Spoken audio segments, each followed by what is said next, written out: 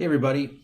Today, with the new year starting, I thought I'd talk to you a little about outbound sales cadence and just provide a few of my thoughts. We have a couple clients starting, and we'll be performing our outbound work for them. And while doing that, it got me thinking about something I can share with you. So let's dive into it. So a couple things to remember: B2B outbound sales, not overly complicated. It's just a methodology, a series of steps. And those steps are sort of become a cadence, right? So, the biggest challenge most organizations face is they don't do this work, they don't follow these steps on a consistent basis. Our research has shown over the last, now 17 years that it takes 18 to 13 touches to close any business. Again, why most sales fail and sales efforts fail is people stop after 3 or even 2 or even 1. I mean, that's not enough to close anything.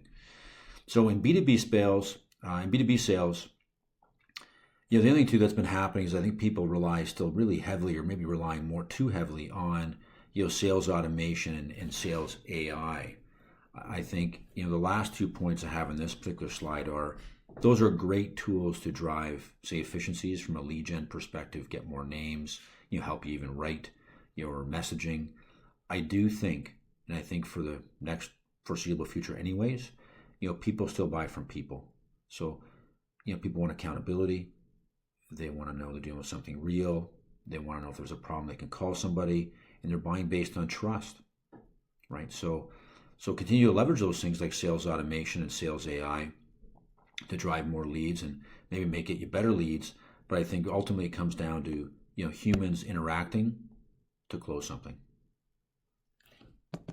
So now when it comes to cadence, what we typically do is when we're doing outbound campaign, it's for, say, a small startup, it's a newer product, maybe a new product in the market, we'll follow a series of, email, call, email type activities. This is all being tracked in a sales CRM like HubSpot. We do it over a couple week time frame. Then depending on the type of sale, the type of accounts we're targeting, say it's a big account-based sale like a national retailer or, something to that effect where it's really big, and it's going to take more than 3 attempts. And it's worth it.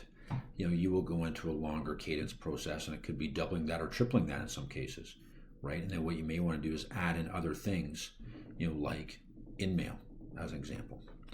So I wanted to articulate some of this through examples. So, Brian, who was doing some work for us, and I think what I wanted to go back to too is the calling piece is very important here, not just emails.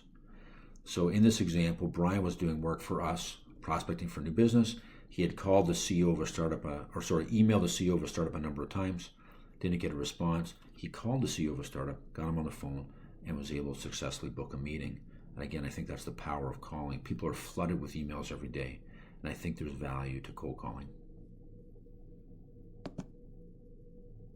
The other thing I sort of wanted to cover at a very high level was when doing sales outreach, other channels like social channels can be very important as well. We're seeing, obviously LinkedIn we all know about from business to business stuff. Facebook, Twitter, Instagram also have a place. So I think those can't be forgotten, and those have to be leveraged as well, right? So, one example I always like to give is Mark, who's my business partner. He had a prospect we were working with, a client we were working with, and one of the prospects for that client had DM'd something on Twitter. Mark had replied to the DM. He was able to successfully book a meeting through Twitter for that client.